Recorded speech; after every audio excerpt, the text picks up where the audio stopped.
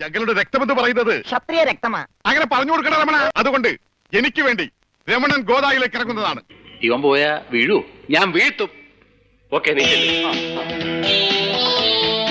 Madam ഇത് സത്യമല്ലേ madam? ഇത് ഞാൻ കള്ളം ഞാൻ ഉണ്ടാക്കി പറയുന്നതാണ്.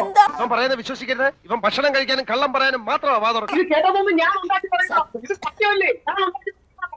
ഇത് യൂണിവേഴ്സിറ്റിയുടെ ഡോക്യുമെന്റഡ് പേപ്പറാണ്. കണ്ടോളൂ, ഇതാണ് ആ രേഖ, എന്റെ കയ്യിലുള്ള രേഖ. ഇത് കേട്ടതൊന്നും ഞാൻ ഉണ്ടാക്കി പറയുന്നതാണ്. ഇത് സത്യമല്ലേ? ഞാൻ ഉണ്ടാക്കി പറയുന്നതാണ്. ഇത് യൂണിവേഴ്സിറ്റിയുടെ ഡോക്യുമെന്റഡ് പേപ്പറാണ്. കൊണ്ടുപോടാ. പറയാൻ പറ്റില്ലല്ലോ.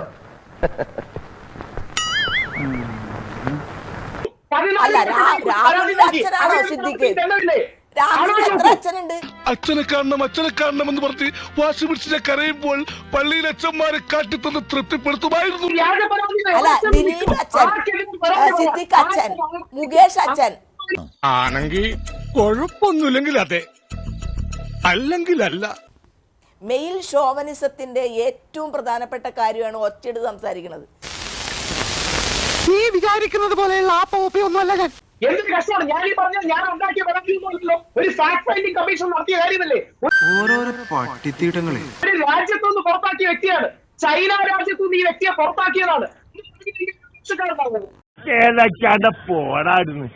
ബാലേട്ടന്റെ മാനസികാവസ്ഥക്ക് എന്തോ പ്രശ്നമുണ്ടെന്ന്. അത് തന്നെയാ വേറൊരു ഭാഷയിൽ ഞാൻ പറഞ്ഞത് ഭ്രാന്താണെന്ന്.